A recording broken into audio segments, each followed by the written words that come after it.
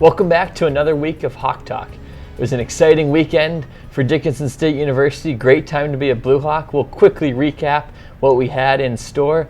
Last week we were joined by Coach Schroyer. Coach Schroyer and his squads both won North Star Conference Championships at Heart River Golf Course, and Coach Schroyer was named the Coach of the Year in men's and women's cross country for the second year in a row, sweeping those honors for the team and for Coach. Then it was the football team taking care of business in Mayville State, followed by the volleyball team beating Mayville State in Scott Gymnasium. Then the men's and women's basketball team took care of Montana Tech, a Frontier Conference opponent. So Coach, before we get into last weekend for you, we didn't have a chance to meet with you since the trip to Spearfish, so I know that's a long ways back in the mind of a coach, but can you just quickly recap kind of what you took away from that trip down to Spearfish? Well, they were a good team. We knew Black Hills would be a good team. I think they jumped off and had a good start, a 14-0 start. I thought we battled back well. I think 14-7. I think a key place was right before the half. We had the ball and got a costly penalty and gave them the ball back with a few seconds left in the half. And instead of being a 14-7 game, it's a 21-7 game. And then they score the first play of the second half. And I think those were kind of the key points that right before the half and right after the half. And then, to our credit, our guys' credit, they really did a good job of battling back, got it to a 30-20 game, and had a couple more chances to score through an interception in the end zone. So we were, we battled back well, and we knew they were a good team, and it also showed us, things, hey, we need to work on and get better at. Sure. Now that was a 7-game winning streak, I believe. Prior to that, maybe 8. Lose track of them. But what was the next week of practice like leading up to Mayville State coming off a loss for the first time? I think we practiced fine. We've practiced well all year long. I think that we just needed to, big thing going into the Mayville week is just now our guys needed to know, hey, we need to practice that much better. We need to be ready to go because in all essence, even though we had wrapped up the conference championship actually before we played the game against Black Hills that night, we knew that we needed to keep winning. So we treated the Mayville game. It has to be a playoff game for us, and our guys really practiced well and prepared well for it. Starting things off in Mayville, defense put up another 0 in the first quarter. 6 or 7 times they've done that this year, and the offense got some early traction. 2 players who had been out with injuries at some point in this season ended up in the end zone. How good was that to see? Oh, it was really good to get those guys back. We got Trey some touches, and he, although he didn't get a lot, we got him back and involved with the offense, and then obviously our depth is really good there. Then we can have 3 guys that we really have counted on to carry the ball and do that, and Jake is a 4th guy that can do that. So that was good. We got off to a good start, as you said, on both sides of the ball, and in that first quarter, and then again, we kind of let them creep back into it after that. Yeah, Mayville State, a pesky team. The stream wasn't the highest quality. It was a little difficult to follow. So just take us through kind of the ups and downs of the second half and how your team, for the most part, maintained its composure when things got a little out of hand.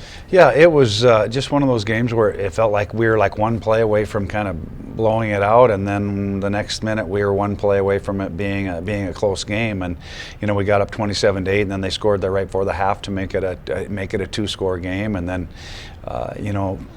then we had this situation where we missed a couple field goals, and we had some good drives, and we missed a couple field goals there, and then then they came back on the pick 6, and Hayden got hit on that play, and then they got it within a touchdown. But I was really happy with the way our offense responded. We came back with 2 more scores to kind of put the game away, and like you said, our guys did a really good job of handling adversity and just making sure they play football, and that's what it's about, not worrying about anything else but playing football. And I was really proud of our guys for just hanging in there, and it's not an easy place to play, and Mayville's a much improved team on defense especially, and we just did a really good job of moving the football against them. That win takes the Blue Hawks to 6-0 in conference, finishes out conference play despite playing Jamestown. That's a non-conference game. How special is an undefeated season in conference? Oh, most definitely very special. Anytime you can win a conference championship, that's not easy, and then to do it undefeated, I believe it was the first time in 8 years that's happened for us, and it's not easy to do. People line up, and even though you played a couple teams twice and do those type of things, everybody's kind of gunning for us, when they know you've won it before, which is what you want. You want to have everybody to play at their best, and those teams have played at their best against us. But on the other hand, our guys have really stood the challenge and kept people at bay and done what we've needed needed to do to continue on and keep winning football games. And it was real proud of our players and our coaches and coming together and winning another conference championship. Speaking of gunning for you guys, Jamestown coming up. It's been about a decade now since they've been able to knock off the Blue Hawks, but we were the last team they lost to. So talk about how well they've played since their trip to Dickinson. Yeah, they've done a really good job. They've beaten Waldorf and they came back and they beat Valley City and they also beat Mayville. So they're on a 3-game winning streak right now, and they do things very well. They're going to stay with their plan, running the football and coming right at you. And they've been playing good defense and really been playing solid football. So we expect nothing different from them this weekend and nothing but their best. And obviously they're a team that has probably some of the same goals that we have. They want to be able to run the football as we do, and they want to be able to get the run stopped as we do, and that's what it's about. So that game does not count as a conference game, but the top 20 teams, if you're a conference champion, get into the playoffs. Blue Hawks currently sit in a tie for 15th in the rankings. So you talked about last week essentially being a playoff game. Is that the same mindset heading into Jamestown? Most definitely. We told our guys after the Black Hills game that once we dropped a few spots in the poll and we were about 15, that our playoffs have started. And our players know that, and we know that. And our first playoff game was against Mayville State, and we passed the test. And we know that our next playoff game is against Jamestown College, and it's University of Jamestown, excuse me. But we know that is our first playoff game, our second playoff game. Black Hills State, that was great support, I assume. Similar type support in Mayville, and just touch on how cool it is to get off the bus and see so many Blue Hawk fans and how that helps. Yeah, we have a great following and great support base. Like you said, we go on the road and have more people than Black Hills does at the game. We go to Mayville and do the same. We have, not the parents, but booster club members, touchdown club members, community members, alum that are in the area, in the Fargo, Grand Forks area, come to support us. And it's a great feeling, and I know our guys really appreciate, and our program really appreciates all the support that we get. All right, Jamestown, not too far of a trip to make for the Blue Hawks. You can also add Fargo to your stop if you're making the trip east this Saturday. The women's basketball team takes on NDSU, 7 o'clock in Fargo. Football game, 1 o'clock, noon Mountain Time. 1 o'clock Jamestown time, so be sure to make it over if you can. Thanks for joining us, Coach. Thanks for having me.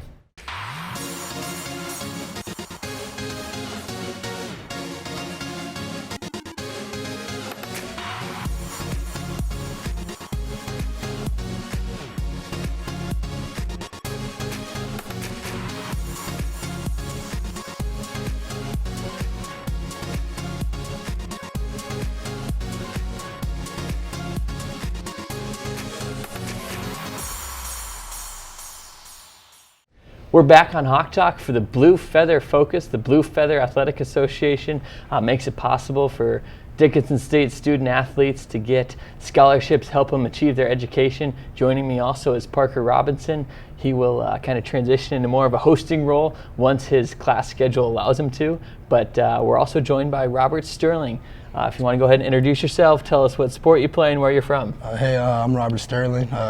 I play football at Dickinson State University. I'm a senior this year. I'll be graduating this year. So yeah, woohoo to that. I'm from Palmdale, California, and yeah. Can you kind of take us through your journey from California to Dickinson, and then once we get you to Dickinson, kind of the different roles you've played on the football team? Well, coming from California, it's a little different. I had to really adjust to the weather, as we all know. Football, it's kind of it's a little different. It's not too much. Football is always going to be football, but I had to adjust to the environment and whatnot. And once I found like some good friends, got acclimated to them and whatnot, it's been a good ride. I have no regrets of coming up here at all. Did you come here as a quarterback? Yes, I did. Actually, I went to a HBCU, which is a historical black college in Oklahoma, and then I played quarterback there, and then some things didn't go right, and I ended up talking to Coach B and coming up here, and yeah, I was playing quarterback at first, and then a couple of our corners got hurt my freshman year, and I think I played like a game and a half, and I ended up getting like an interception and whatnot, and then the rest is history. Yeah, I switched over to cornerback, but then last year you played both. This year, for a lot of the year, you've been on the defensive side of the ball, and that's going really well currently. Going back and forth. 6 interceptions, is it? 6 interceptions. Take us. What has it been like? You were on those teams that weren't quite as successful as we have been in these past 2 years. What's that transition been like for you? Leadership. That's what got us to this point. I feel like just the leadership role. You know, of like the people we started when like my freshman year. We went, you know, as we know, 1-10, and you know, we were all freshmen and now we're all seniors. So you know, just the years over, just time, just gradually getting better and better with each other. And then, like I said, like leadership, like guys like Kayla Ray, you know, guys like Drew and whatnot. They keep the team together. And us being a family, you know, Coach Stanton, he preaches that, you know, family a lot. And I think that's the big difference, whether it's, you know, it doesn't seem like a big difference, but us just being, you know, together as one whole, yeah.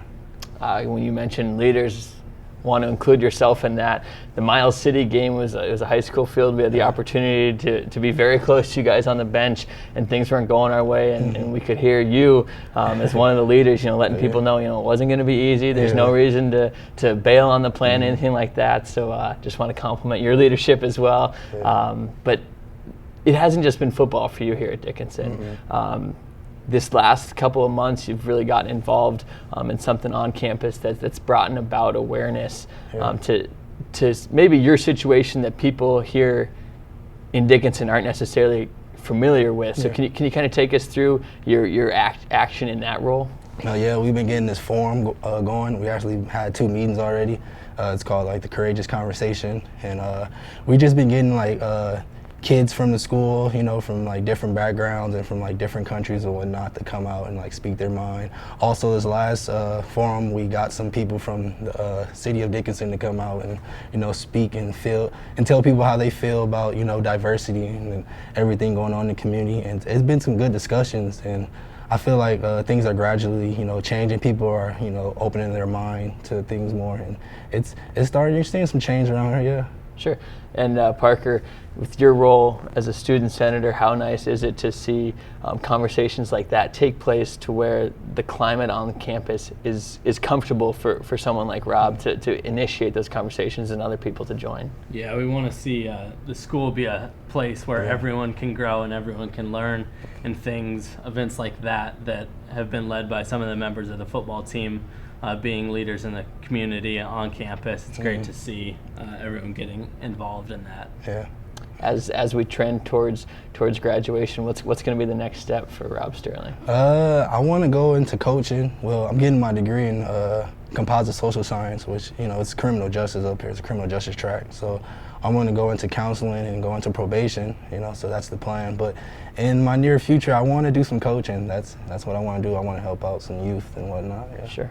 What would you say has been the most impactful part of your Dickinson State University experience? That's a hard question, but I think helping out the freshmen and the younger kids that came in, you know, people like, I feel like Coach uses me as a person. Like when we get California kids, or like when we get kids from like the West Coast and that area, you know, he usually tells me to like go up to them and like try to make them feel welcome, you know, to the Dickinson community and Dickinson family. And I take that as a challenge because I know how it is, you know, when I first got up here, you know, how it was trying to adapt to everything, and, you know, showing those dudes that, you know, this is a great community, and I love the people. Like I met some really, really interesting people, and I met some really, really cool people in Dickinson, and the experience that I've got from this school is something that, you know, I won't forget, and I really, like I said, I have no regrets at all, and yeah, and that's what I love doing. I love showing, you know, people that come here that, you know, this is somewhere that you can grow, and, you know, that you can feel welcome. Definitely. Kind of going off of that, what would you tell to an 18-year-old high school senior that's unsure about Dickinson? What would you pitch him on Dickinson State?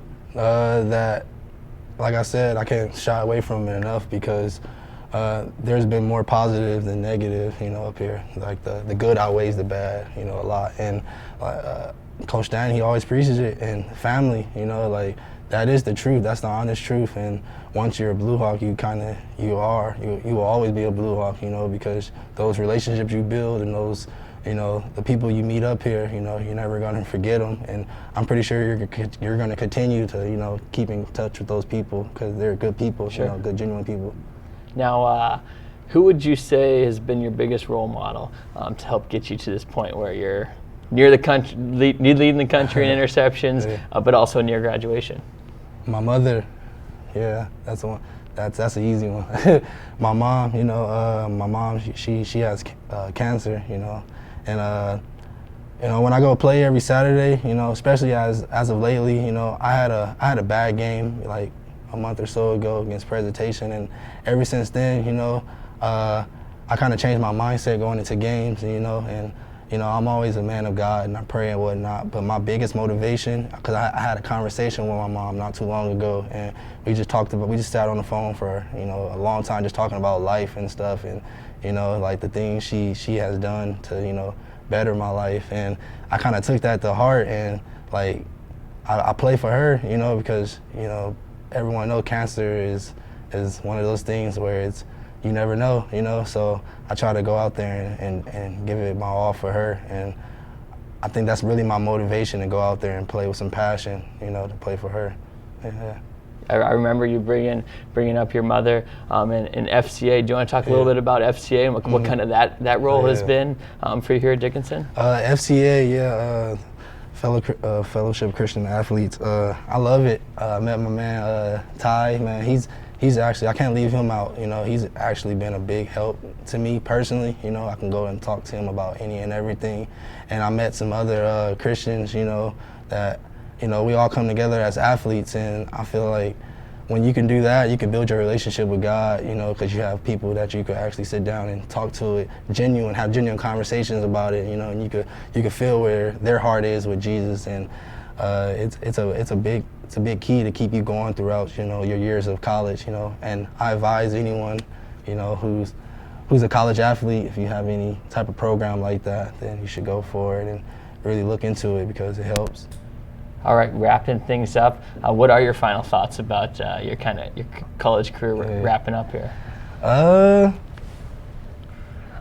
My final thoughts is, well, we just got the conference championship, so that's a plus. But I'm a competitor, man, and I like, regardless of whoever we get lined up with, like if we got the opportunity to go to the playoffs, we're gonna go out there and compete, and I want to try to go as far as possible, God willing, however far we go, but I want to go out there and compete, we want to go for it all, and I feel like we have the team to do it, we have the players, we have, like I said, we have the team chemistry, and we have the leadership, and it's shown this year, we had a couple games to where, we probably want those back, but we have the team to do it, and I feel like this would be the year to do it, and I'm glad this is my senior year, because, it'll be a way to go out, but whether or not we do it or not, still, hey, it is what it is, and I don't want to leave with any regrets.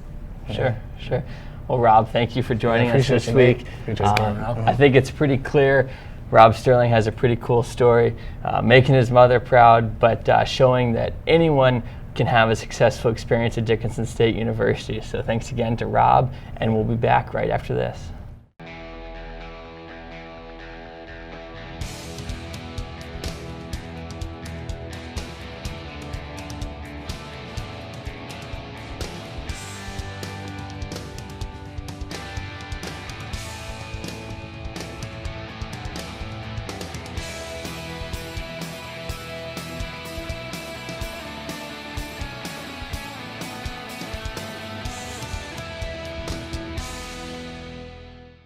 Welcome back to Hawk Talk. It's that time of the year where we transition from fall sports into winter sports, so we have the right guy to kind of help us handle that transition. Head basketball coach Justin Wetzel. Coach, thanks for being here. Thanks for having me.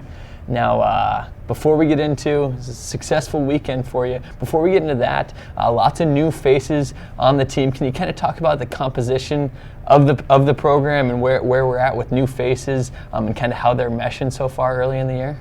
Well, before we get into basketball, I would just like to say you've done a tremendous job with this. I feel like a proud father. I was a co-creator way back in 2014. This is true. Seems like there's my soapbox for the day, but you've done a heck of a job with this. I feel, like I said, like a proud father. You know what I mean? It's we're glad the Wright brothers, and then you just Howard Hughes the heck out of this we're thing. Glad to take it to the next to answer level. your question, a lot of new faces, obviously, and in any sport, that would be a challenge. But I've said it in other interviews. Basketball is such a chemistry sport, and we experienced some of that learning curve early on, and we're going to continue experiencing it. But the thing we've talked about is just battling through that learning curve with effort, and we've managed to do that recently. So I be very honest, it's been a struggle. It's been a struggle for them. It's been a struggle for us. But we knew that coming in with that many new faces. We knew it was going to be a tremendous learning curve. No, we kind of saw the learning curve, or I guess you saw it in Denver. Couple close ones where you weren't able to get over the hump. Touch on those a little bit, and then what kind of changed Saturday against Montana Tech? Yeah, we lost to 2 quality GPAC opponents down in Denver, like you said, single-digit losses. A lot of it was effort. Just from a general answer, but we really found our niche defensively. We found, I think we're getting our groove of our lineup and our rotation, but the difference was defensive energy, and I think you guys probably saw that our previous home game against Minot, where we lacked any kind of effort or energy. I would say the defensive energy is the change we made from our Denver trip to this recent game against Montana Tech. Parker and I are having the opportunity to call the games on the webcast where you can watch all the games if you aren't able to make it to Scott Gymnasium.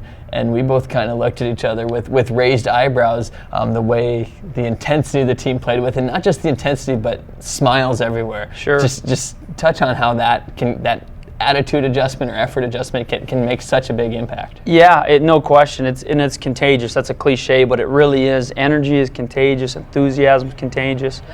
And everyone got involved our recent game against Montana Tech, meaning, everyone was contributing. When that happens, you're going to get that camaraderie, that chemistry, and that makes everyone feel involved. And, beating a Frontier Conference opponent is good anytime, but when you can do it as a team effort, a true team effort, I think that was, this is my 3rd season, I think that was one of the better team wins we've had since I've been here, and that, I think, is the answer to your question. Everyone seemed involved, and again, that's where you say that the smiles come in, the chemistry comes in.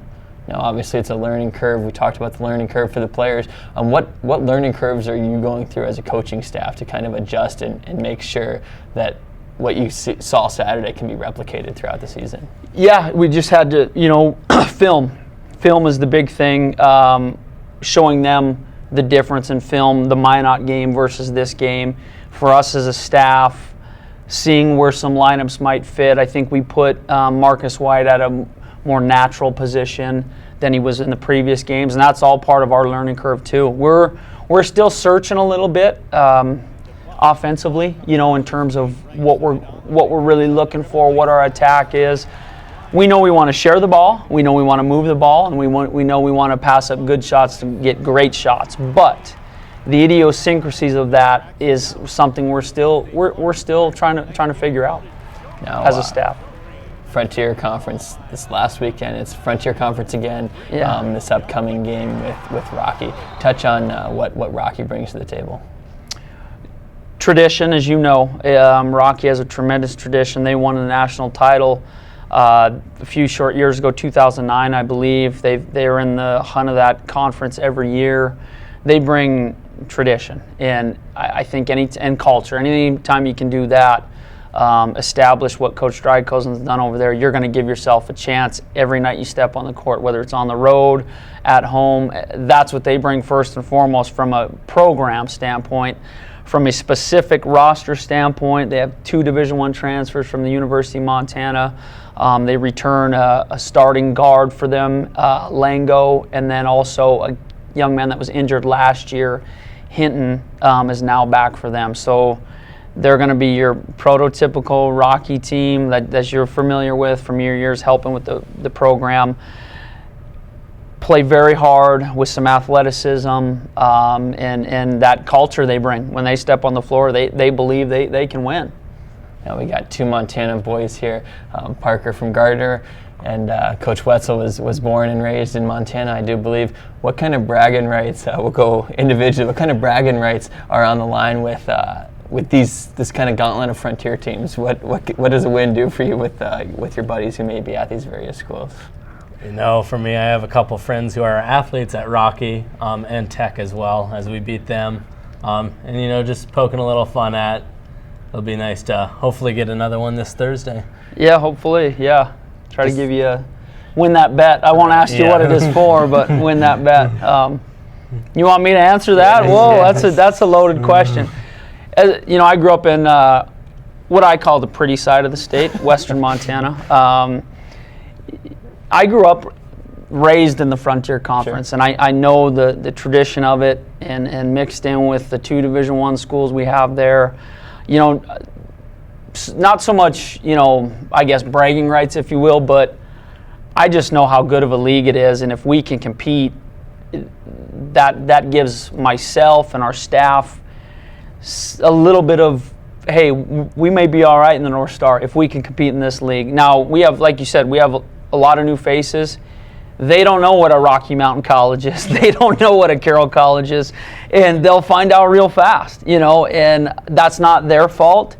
It's just, you know, they're not familiar with that. And to answer your question, for me, if we can go out and consistently compete with those teams, that gives me a little bit of ability to sleep at night going in the league play, because like you, I am familiar with that league, and I know how difficult it is. And I think every sport, football could tell you, women's basketball, it's a gauntlet. And arguably our next 4 games, including the Tech game, Tech, Rocky, Carroll, and Great Falls, are our toughest 4 games of the season in terms of, you know, lineage and history of those programs. Now we'll take this opportunity to give, we've all seen at least a couple games. We're going to go down the line now and give the folks your main reason they should come out and watch this Blue Hawk version, this version of the Blue Hawk squad.